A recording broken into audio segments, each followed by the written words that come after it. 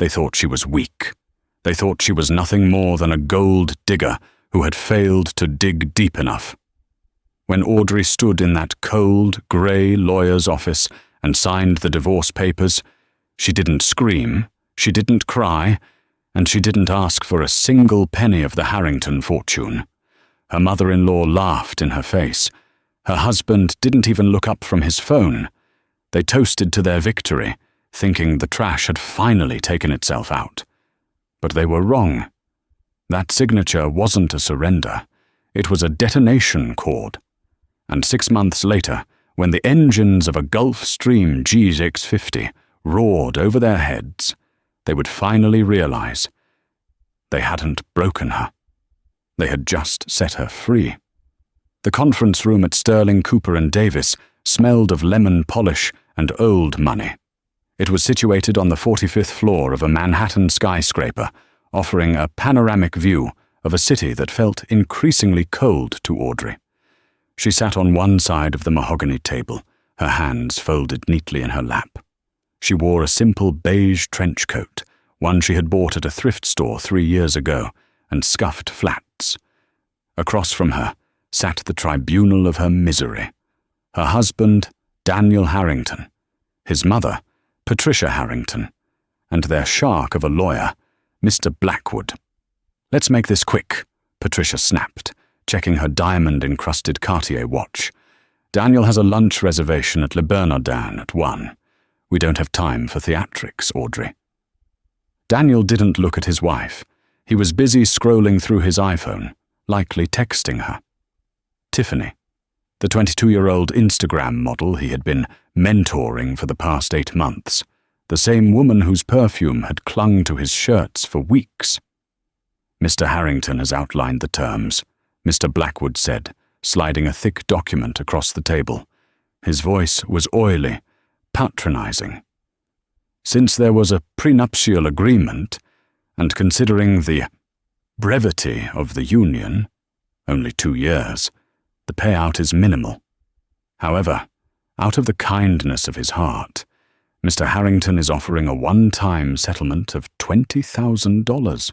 In exchange, you sign a non-disclosure agreement regarding the family business and the nature of the separation." $20,000. It was less than what Patricia spent on her monthly Botox injections. Audrey looked at the paper. For 2 years, she had been the maid, the cook, the punching bag for Patricia's verbal abuse, and the prop for Daniel's public image. She had nursed Daniel through his bout of pneumonia when everyone else was afraid of getting sick. She had organized the charity galas that got Patricia on the cover of Town and Country. "She should take it and run," Patricia sneered, leaning forward. "Honestly, Daniel, I told you she was a leech from the day you brought her home from that coffee shop. A barista. God, it's embarrassing." Daniel finally looked up, his eyes cold. "Just sign it, Audrey. Don't make this difficult. You know you can't afford a lawyer to fight us." Audrey reached into her bag. Patricia flinched, perhaps expecting a weapon, or maybe a desperate plea for more money. Instead, Audrey pulled out a cheap blue ballpoint pen. "I don't want the 20,000, Audrey said softly. The room went silent. "Excuse me?" Mr. Blackwood blinked, confused. "Mrs. Harrington, I strongly advise you to—" "I don't want his money," Audrey repeated, her voice steady, though her heart was hammering against her ribs like a trapped bird. "I don't want the settlement. I don't want the apartment. I don't want the car." She flipped to the back page of the document. "What is she doing?" Patricia hissed. "Is this a trick? She wants more, Daniel. She's playing hard to get." "I just want out," Audrey said. She signed her name with a flourish. Audrey Harrington. For the very last time. She pushed the papers back across the table. "I've waived the alimony. I've waived the settlement. I've signed the NDA. I am leaving with exactly what I came in with. Nothing." Daniel frowned, a flicker of unease crossing his handsome, weak face. He was used to people fighting him for scraps. He was used to greed. He didn't understand dignity. "Why?" he asked, genuinely baffled. "You have nothing, Audrey. You're going to be homeless." "That's my problem, isn't it?"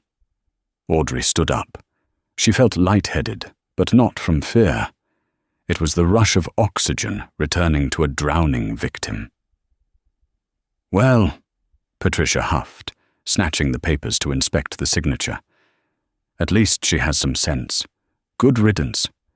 Make sure you leave your keys on the table, and don't expect a reference." Audrey placed the key fob to the penthouse on the glossy wood. It made a dull thud. "Goodbye, Daniel," she said. "Yeah, whatever," Daniel muttered, already typing a response to Tiffany. "Good luck flipping burgers." Audrey walked to the door. Her hand hovered over the brass handle. She turned back one last time. She didn't look angry. She didn't look sad. She looked amused. "Oh, and Patricia?" Audrey said. The older woman looked up, her lip curled. "What?" "Check the expiration dates on your caviar in the pantry. I think it turned bad 3 days ago." Before Patricia could scream, Audrey slipped out the door and closed it softly. As she walked down the long, plush corridor to the elevator, she didn't cry. She pressed the button for the lobby. When the doors opened, she stepped out onto the busy streets of Manhattan. It was raining, a cold, grey drizzle, but she didn't open an umbrella. She let the rain wash over her face. She reached into her pocket and pulled out an old, cracked phone. She dialed a number she hadn't called in 3 years. It rang once, twice. "Hello?" A deep, gravelly voice answered. It was a voice that commanded boardrooms and silenced chaotic trading floors in London and Tokyo. "Uncle Sebastian," Audrey whispered, her voice finally breaking. "It's done. I'm free." There was a pause on the other end, followed by a heavy sigh of relief. "It's about time, kiddo. The jet is waiting at Teterboro. Come home." 6 months later. The Hamptons were buzzing.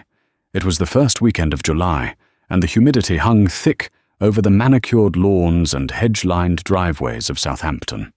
This weekend wasn't just about the fireworks or the clam bakes. It was about the Harrington Summer Gala. For decades, the Harringtons had held the premier event of the season at their sprawling oceanfront estate, the Breakers. It was where deals were struck, marriages were arranged, and social statuses were solidified. But this year, the atmosphere was different. There was a scent of desperation under the perfume and champagne.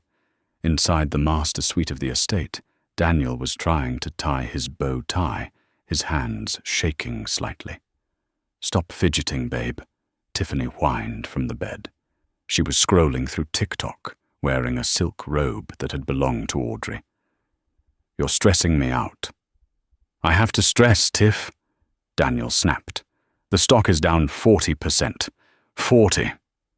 Since the merger with Oakhaven fell through last month, investors are pulling out.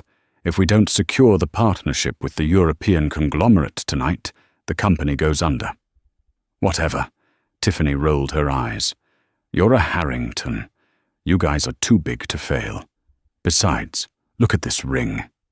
She held up her hand, admiring the 3-carat yellow diamond Daniel had bought her, on credit, 2 weeks after the divorce was finalized. "We look good, that's what matters." Daniel sighed. He missed Audrey's quiet competence. Audrey would have already fixed his tie.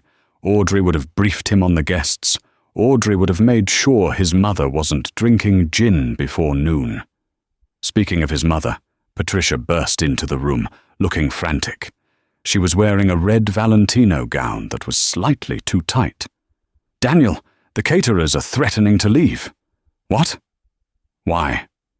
"Apparently the check bounced," she hissed, closing the door so the servants wouldn't hear. "You told me the account was replenished." "I thought it was." Daniel ran a hand through his hair. "I moved funds from the offshore account. It should be there. Well, it isn't. I had to put the deposit on my personal Amex. This is humiliating, Daniel. If anyone finds out we're having liquidity issues, the sharks will circle. Patricia poured herself a glass of water, her hand trembling. Is he coming? The representative from the Phoenix Group? Yes, Daniel said, finally managing a crooked knot. Mr. Blackwood confirmed it. The Phoenix Group is our only hope. They're a private equity firm out of Zurich. Nobody knows who runs it, but they have billions in liquid assets. If they invest, we're saved. Good. Patricia smoothed her dress. We just need to charm him. Show him the Harrington legacy is strong. She glanced at Tiffany with distaste. And you? Try not to speak too much, dear. Just smile and look pretty. Tiffany stuck her tongue out as Patricia turned around, but she complied. By 7 p.m., the lawn was filled with the elite of New York. Waiters circulated with trays of champagne, and a string quartet played Mozart near the pool.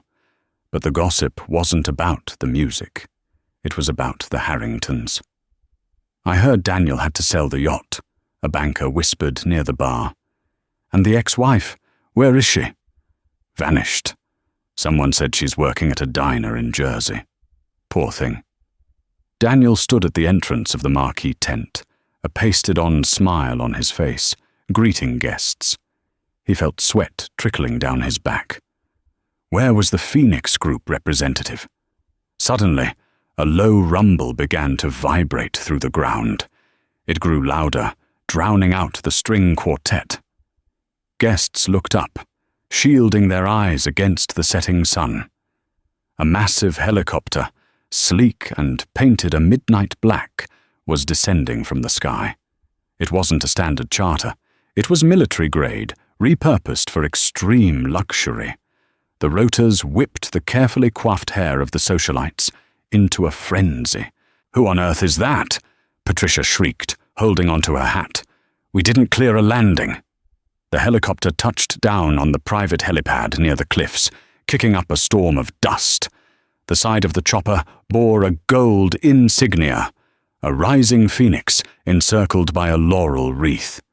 "It's them," Daniel breathed, a wave of relief washing over him. "It's the Phoenix Group." The door of the helicopter slid open.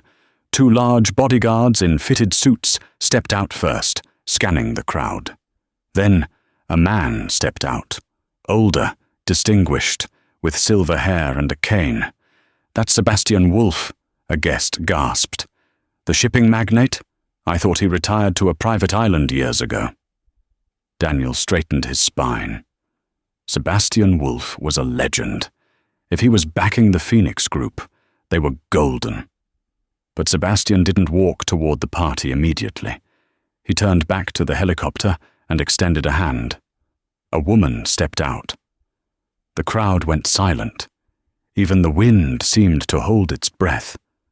She was wearing a dress that looked like it was woven from starlight, a deep midnight blue silk that hugged every curve, with a slit that went up to her thigh.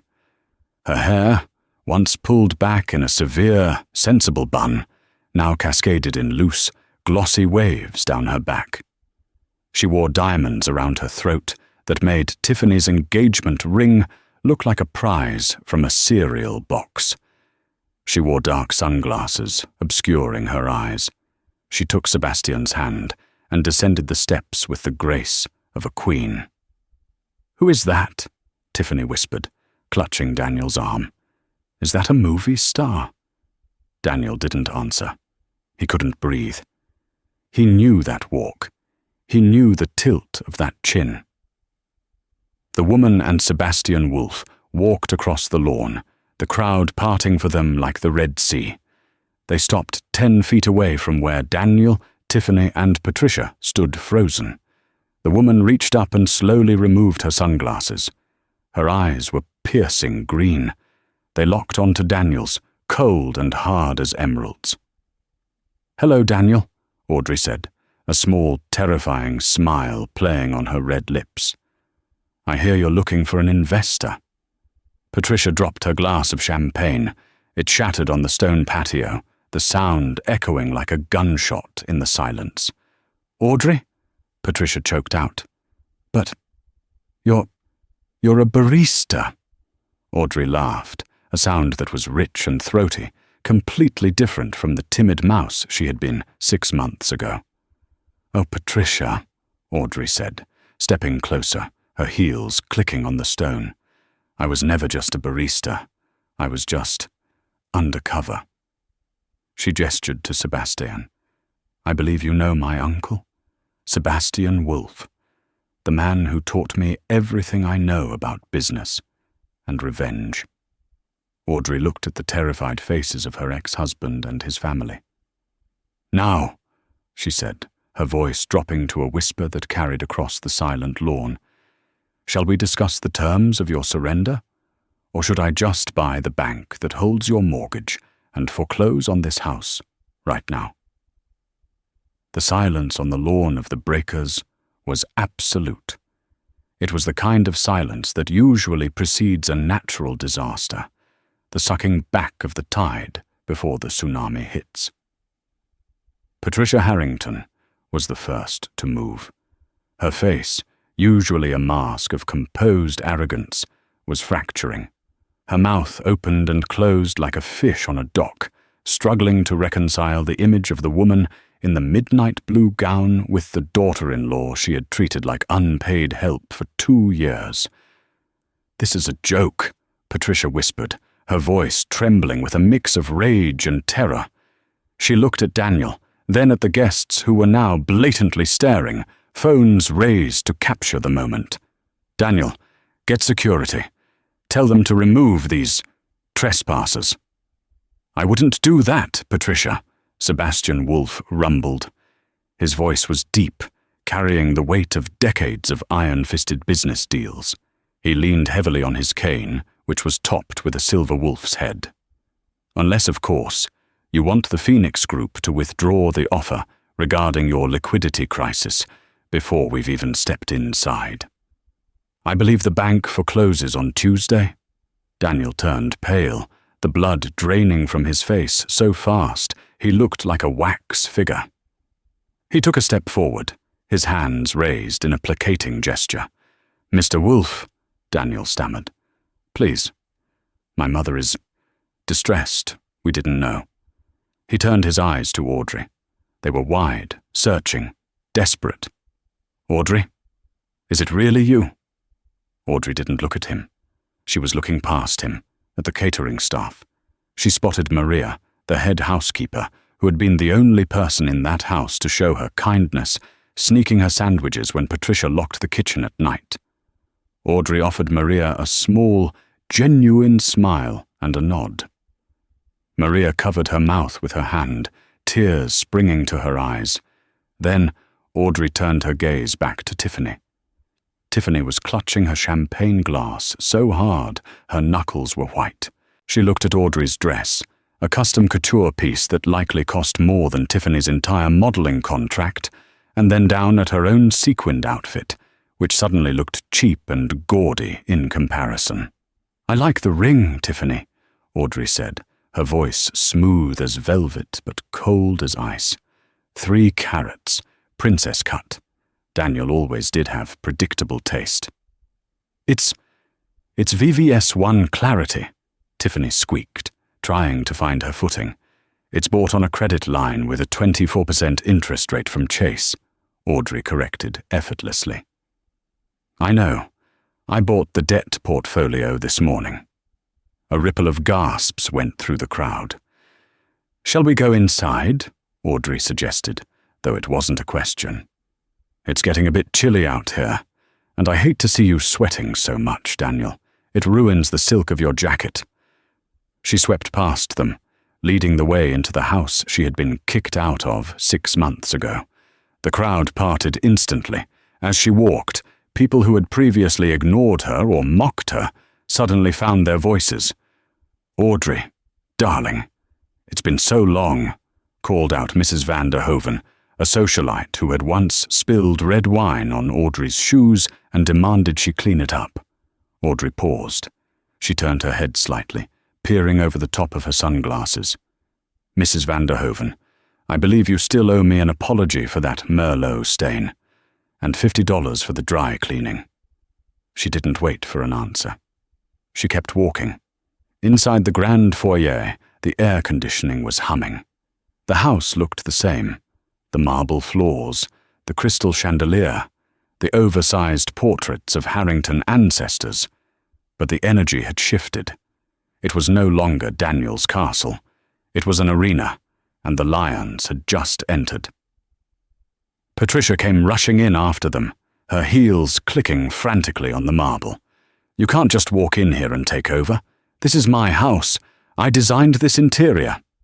"Actually," Audrey said, running a finger along a dusty side table, inspecting the residue, "you hired a designer, and then you refused to pay him his final commission. He's currently suing you. I'm funding his legal team." Patricia gasped, clutching her chest. You vindictive little—" "Careful," Sebastian warned, stepping into the foyer behind Audrey. "You are speaking to the CEO of the Phoenix Group." Daniel froze. He had closed the front door to keep the prying eyes of the party guests out, but the reality of the situation was trapped in there with them. "CEO," Daniel whispered. "But, Audrey, you were a barista. I met you at the Daily Grind. You didn't know how to use a salad fork correctly at our first dinner. You were poor." Audrey turned slowly to face him. The playfulness was gone from her face, replaced by a profound, weary sadness that hardened into steel. "I was never poor, Daniel. I was estranged," she said. "I wanted to know what it felt like to be loved for me. Not for the Wolf name. Not for the billions my uncle controls. Not for the connections." She took a step closer to him.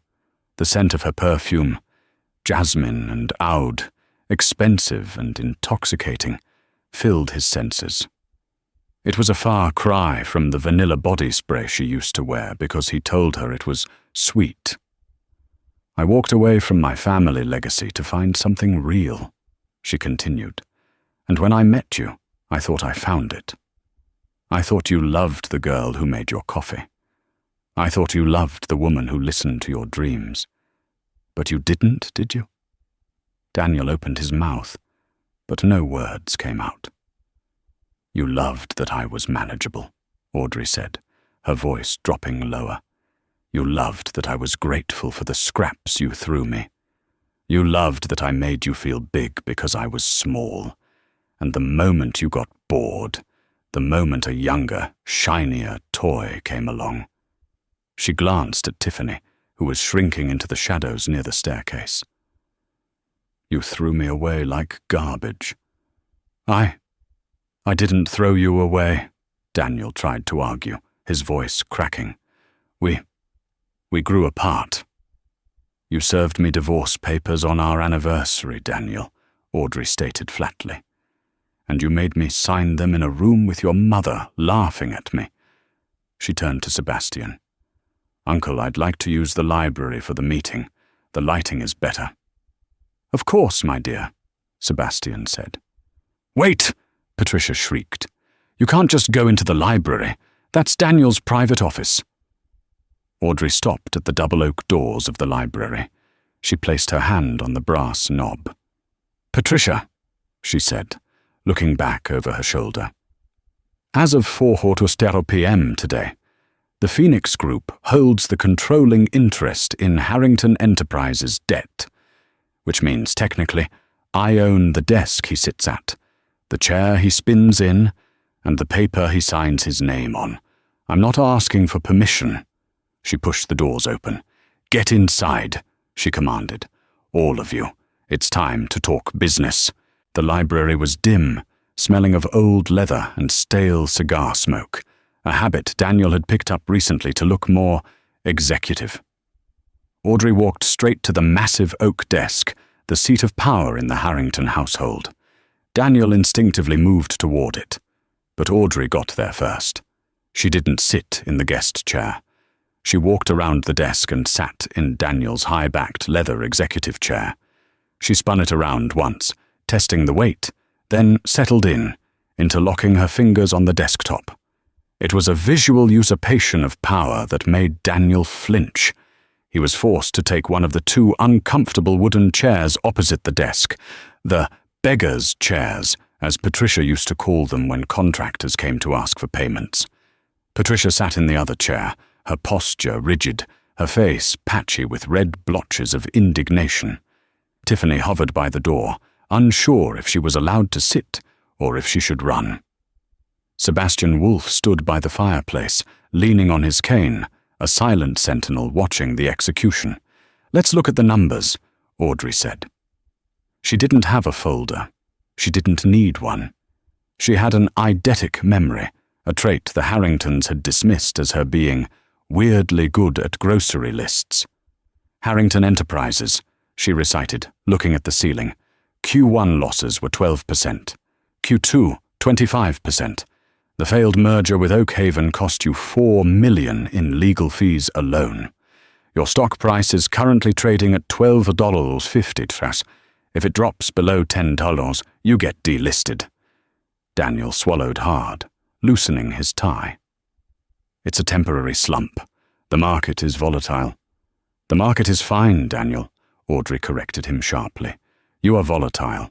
You fired the CFO because he told you not to buy the company jet. You diverted R&D funds to renovate the summer house. You treat the company like a piggy bank." "That is none of your business," Patricia snapped her. "It became my business when I bought your promissory notes," Audrey said. She reached into her clutch and pulled out a single, folded piece of paper. She slid it across the desk. Daniel picked it up. His hands shook so badly the paper rattled. "What is this?" "That is a call regarding the loans," Audrey said. "The Phoenix Group bought your debt from the consortium of banks you borrowed from.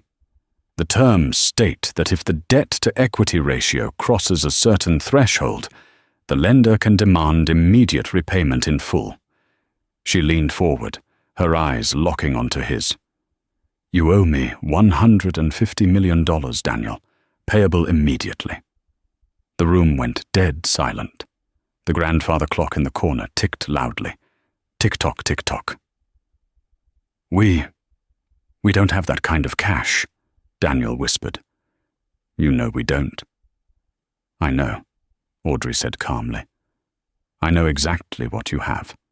You have about $3 million in liquid assets, most of which is tied up in this house.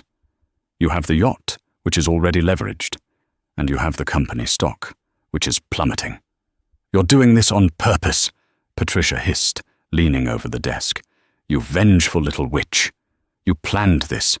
You seduced him, waited until we were vulnerable, and now you're trying to destroy us." Audrey laughed, a short, sharp sound. "Seduced him? Patricia, I was making lattes when he found me. I didn't plan this. You did. You created this enemy. I was content to be a wife. I was content to be a mother one day. You destroyed that.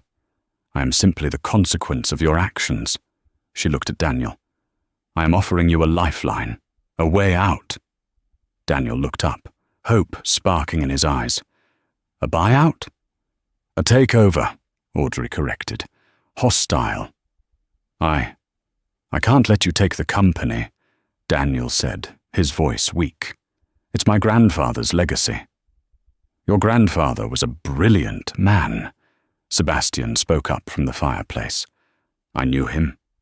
He would be ashamed of what you've done to his empire. He would have fired you 5 years ago." "The terms are simple," Audrey said.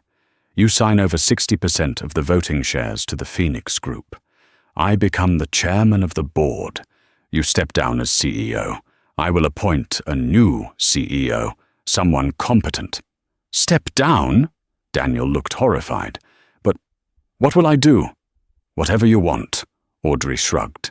"Play golf, date Tiffany, post on Instagram. You'll keep a small stipend. Enough to live comfortably, but not extravagantly. The private jet goes, the yacht goes.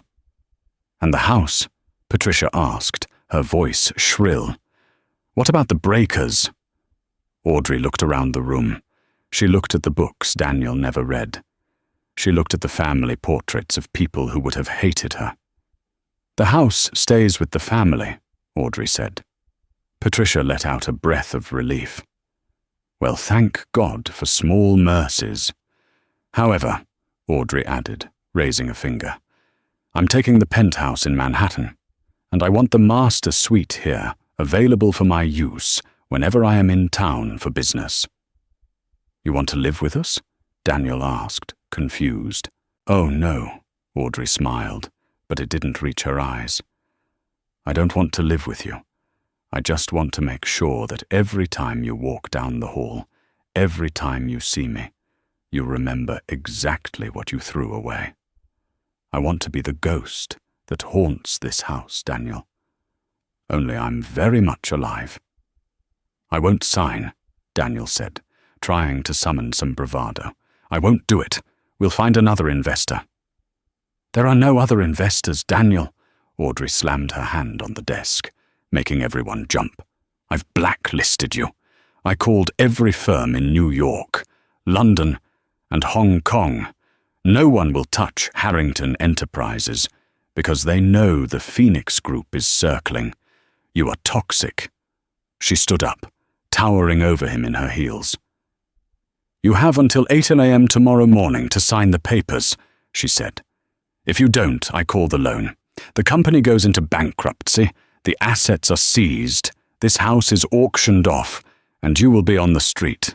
Real poverty, Daniel. Not the, I only have 1 million left, poverty.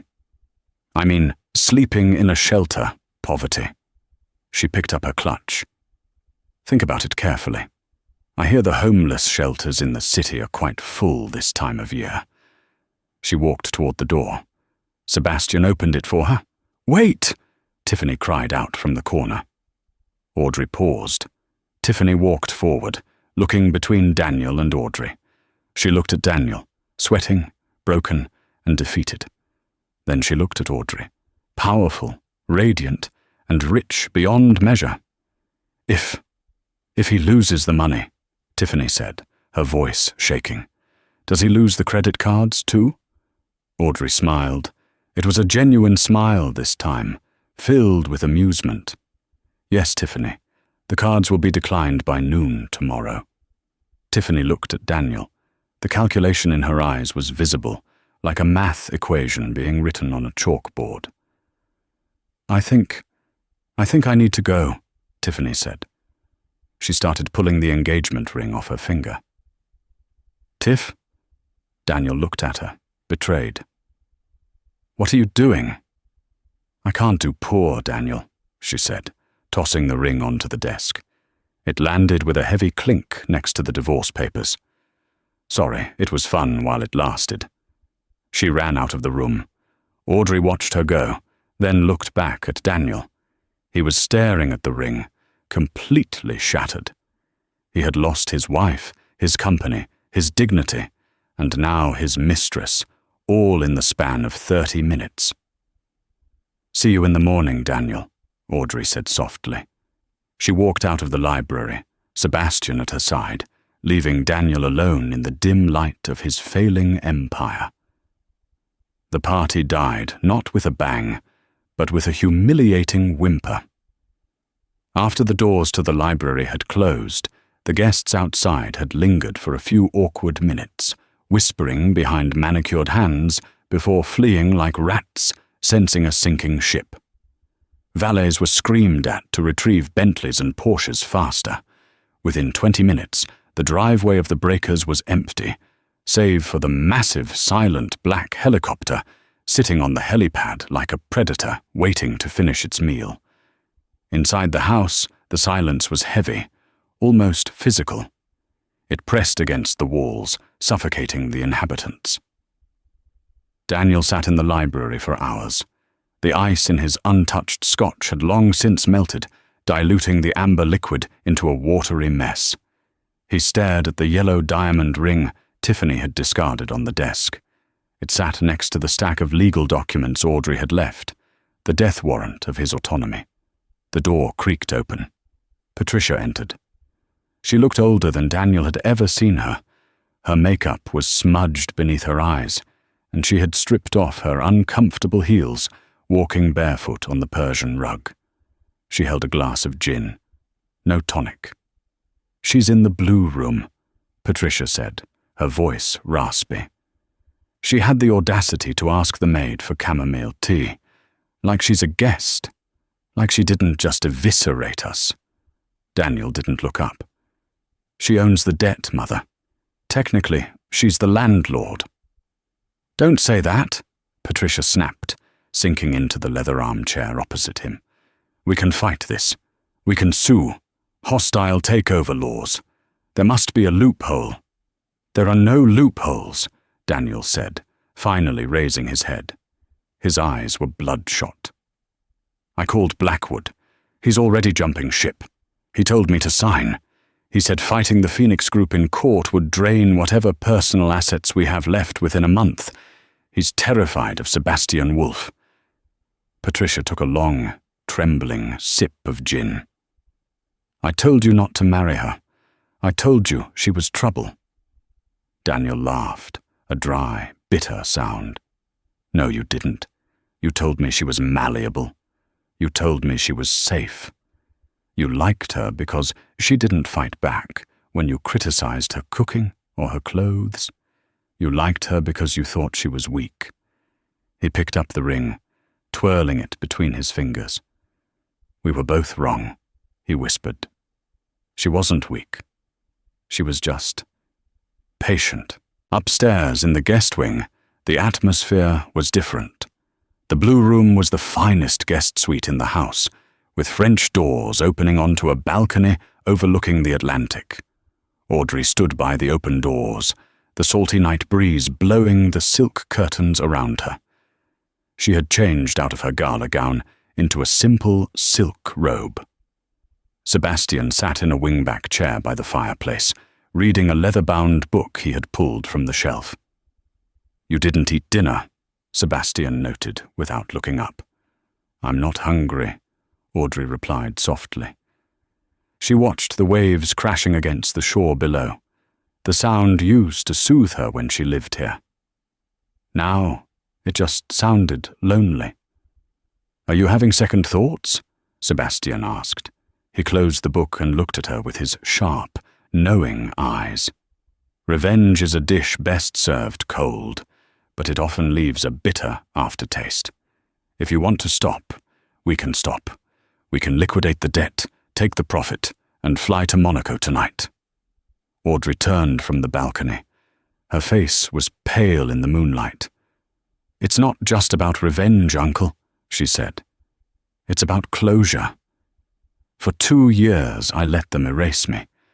I let Daniel erase who I was to fit into the box he built for me. I let Patricia make me feel small so she could feel big." She walked over to the fireplace and warmed her hands.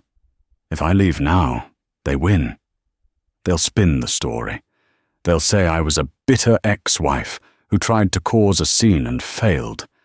I need to finish this. I need to take the one thing they value more than anything else." "The company?" Sebastian asked. "Their pride," Audrey corrected. "The company is just the vessel.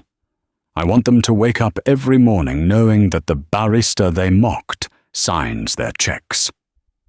A soft knock came at the door. Audrey stiffened. Sebastian reached for his cane, his protective instinct flaring. "Come in," Audrey called out. The door opened slowly. It was Daniel. He looked wrecked. His tuxedo shirt was unbuttoned at the collar, his tie gone. He looked like a boy who had lost his mother in a supermarket, not a CEO. I wanted to talk," Daniel said, his voice thick. He glanced nervously at Sebastian. "Alone?" Sebastian looked at Audrey. She gave a microscopic nod. "I'll be in the hall," Sebastian grunted, standing up. As he passed Daniel, he paused. "If you raise your voice, even by a decibel, I will have security escort you out of the window. Do we understand each other?" Daniel nodded, terrified. When the door closed, silence stretched between them. "The blue room," Daniel said, looking around awkwardly. "You used to like this room. You said it had the best view of the sunrise." "I did," Audrey said. She didn't offer him a seat. She stood with her arms crossed, a barrier of silk and resolve. "What do you want, Daniel? It's 2 a.m. "I wanted to ask." Daniel stepped closer, then stopped when he saw her flinch. "Why didn't you tell me? About who you were? About the money?" "Would it have mattered?" Audrey asked. "Of course," Daniel blurted out. "We wouldn't have had the financial stress. Mother wouldn't have been so hard on you if she knew you came from the Wolf family. Everything would have been different." Audrey smiled sadly. "That is exactly why I didn't tell you. You just proved my point, Daniel. You would have loved the money. You would have loved the connection to Sebastian. You wouldn't have loved me." "I did love you," Daniel insisted, though the words sounded hollow even to him. "No, Daniel. You loved having a fan," Audrey said gently. "You loved having someone who looked at you like you were the sun. But the moment the clouds came, the moment business got hard, and I got tired and the spark faded, you went looking for a new fan. You found Tiffany." "Tiffany meant nothing," Daniel pleaded. "She was just a distraction." "And that's what makes it worse," Audrey said. "You threw away a marriage for a distraction." She walked to the door and opened it. "Go to sleep, Daniel. You have a big day tomorrow. I expect the pen to hit the paper at 8 a.m. sharp." Daniel stood there for a moment, looking at her. For the first time, he really saw her. Not as an accessory, not as a nuisance, but as a woman of immense power and grace. And the realization that he had held this woman in his arms and let her go crashed down on him with the weight of a physical blow. He turned and walked out, his shoulders slumped in defeat. Audrey closed the door and leaned her forehead against the cool wood. She closed her eyes, and a single tear escaped, tracing a path down her cheek. It was the last tear she would ever shed for Daniel Harrington. The morning of the surrender broke grey and dreary. A thick fog had rolled in off the ocean, obscuring the horizon and wrapping the breakers in a damp, ghostly haze. At 7:45 a.m., the dining room was set. Not for breakfast, but for business. The long mahogany table, usually laden with silver platters of eggs and fruit, was bare except for a pitcher of water, several crystal glasses, and the stack of documents. Mr. Blackwood had arrived, looking pale and sweating despite the air conditioning. He sat at the far end of the table, shuffling papers nervously. He wouldn't meet anyone's eye. Patricia sat on the right. She was dressed in a severe black suit, as if she were attending a funeral.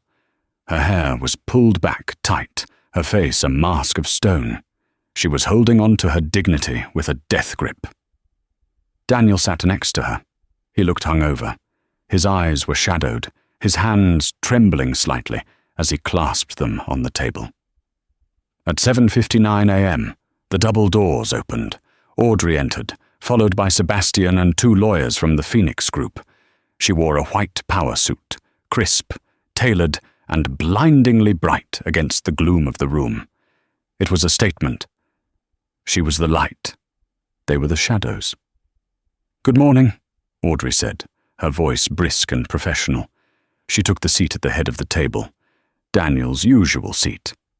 Sebastian sat to her right. "Let's dispense with the pleasantries," Patricia spat. "Let's get this over with." "Agreed," Audrey said. She nodded to her lawyer, who slid the final draft of the agreement toward Daniel. "This is the transfer of control agreement," the lawyer stated. "It stipulates that Daniel Harrington transfers 60% of his Class A voting shares to the Phoenix Group. It also grants Audrey Harrington, soon to be Audrey Wolfe, full executive power over the board of directors. Daniel picked up the pen. It was a heavy, gold-plated Mont Blanc. He had received it as a gift from his father when he took over the company. He hesitated. The nib of the pen hovered over the signature line. Is there really no other way?" Daniel asked, his voice barely a whisper. He looked at Audrey, a final, desperate plea in his eyes. "Audrey, please. This is my life." Audrey looked at him. Her expression didn't soften. "You made your choice 6 months ago, Daniel," she said evenly. "When you handed me a pen in that lawyer's office, you didn't ask if there was another way. You didn't ask if it was my life. You just checked your watch because you had a lunch reservation." She leaned forward. "Sign it, or I make the call to the bank." Patricia reached out and gripped Daniel's forearm. Her nails dug into his skin.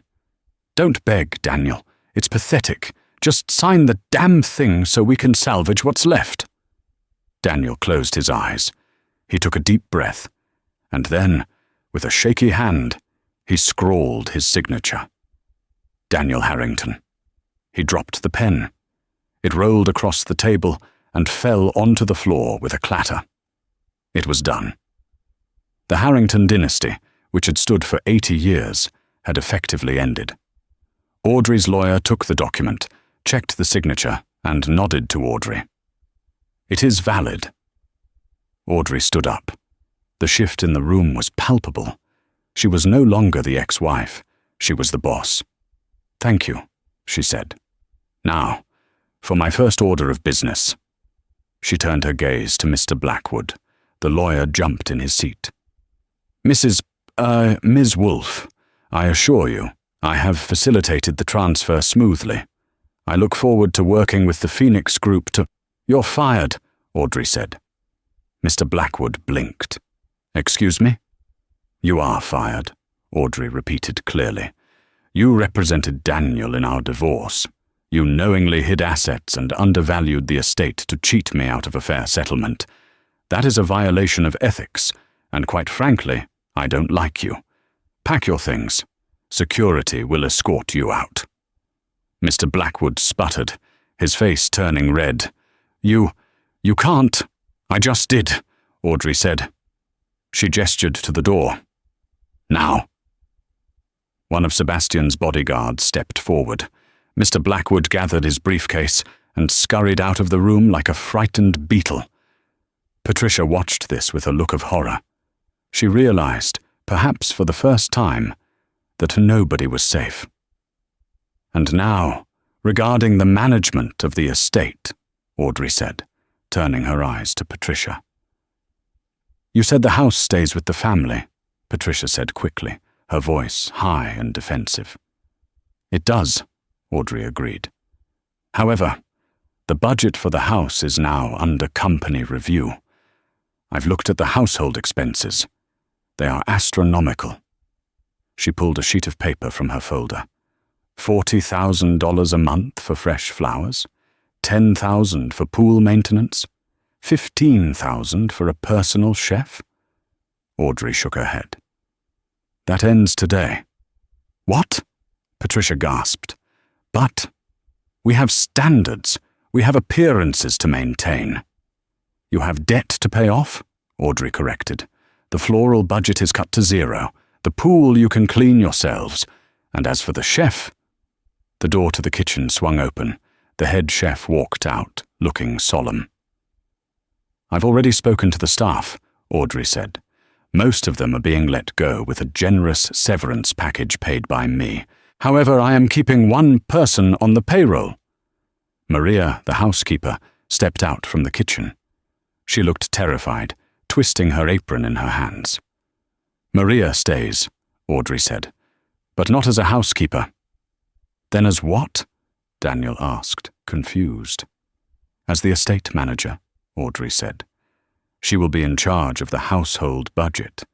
If you want to buy groceries, you ask Maria for the money. If you want to throw a party, you ask Maria for permission." She holds the credit card. Patricia's jaw dropped. You expect me to ask the maid for money? I have to beg my own servant for groceries?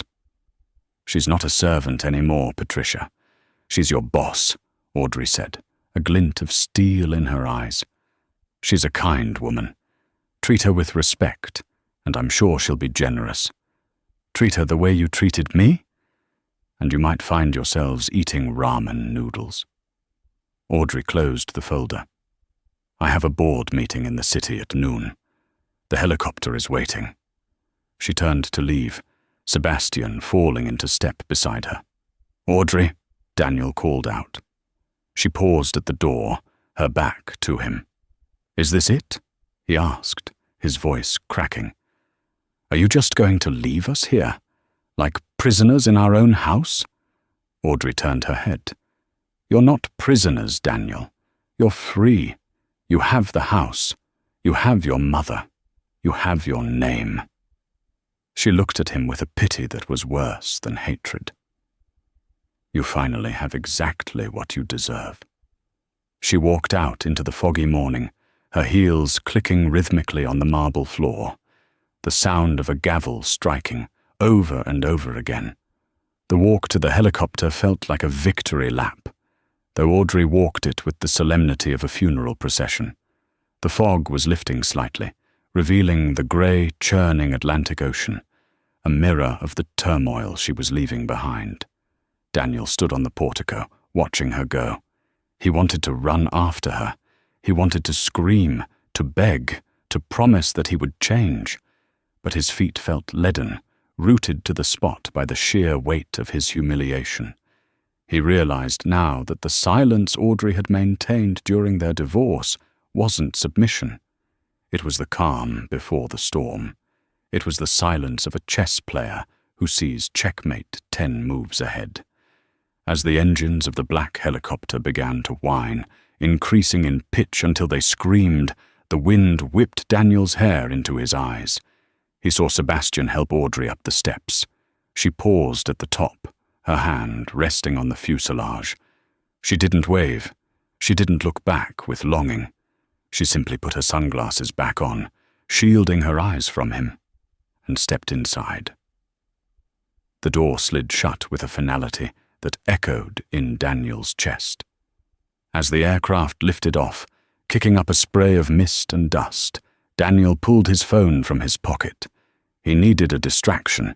He needed validation. He tapped on Tiffany's Instagram profile, hoping for a sign that she was just angry, that she would come back. User not found. She had blocked him. He frantically searched for her handle on a burner account he used to spy on competitors. He found her profile. She had just posted a story 5 minutes ago. It was a video of her in the passenger seat of a red Ferrari, laughing, her hand resting on the arm of a man wearing a Rolex. The caption read, "Upgrades only, down on master, new beginnings." Daniel dropped the phone. The screen cracked against the stone steps, another broken thing he couldn't afford to fix. He turned back toward the house. The grand, imposing mansion of the Breakers suddenly looked like a mausoleum. Through the open window of the kitchen, he could hear his mother's shrill voice. "What do you mean I can't order the truffles? Do you know who I am?" And then, the calm, steady voice of Maria. The former housekeeper turned estate manager. "I know who you are, Mrs. Harrington. But the budget is set. We are having chicken for dinner. If you want truffles, you will have to write a request to the board for approval. It takes 6 weeks. Daniel closed his eyes. The helicopter was just a speck in the distance now, carrying the woman who had loved him, the fortune he had squandered, and the future he had thrown away. He walked inside and closed the heavy door, locking himself in with the consequences of his own making. The silence returned, but this time it wasn't Audrey's silence. It was the silence of an empty life. And so the reign of the Harringtons crumbled, not with a war, but with a signature. They had mistaken Audrey's kindness for weakness and her silence for stupidity. They forgot the oldest rule of power: never burn a bridge you might need to cross later, and never underestimate the person who holds your secrets. Audrey didn't just survive her divorce, she transcended it. She showed the world that true power isn't about shouting the loudest or flashing the most money. It's about knowing your worth and having the patience to prove it. Daniel and Patricia were left in their gilded cage, surrounded by the ghosts of their greed, while Audrey flew toward a horizon that was finally, truly hers. It serves as a brutal reminder. Be careful who you step on while climbing the ladder, because they might just be the one waiting for you when you fall. Wow, what a roller coaster. I think it's safe to say Daniel got exactly what he deserved. But what about Patricia? Do you think living under Maria's budget is enough punishment? Or did she get off too easy? Let me know your thoughts in the comments below. If you enjoyed this story of betrayal and ultimate revenge, please hit that like button. It really helps the channel grow. And don't forget to subscribe and turn on the notification bell so you never miss a new story. I have an even more shocking drama coming up next week that you won't want to miss. Thanks for watching, and see you in the next video.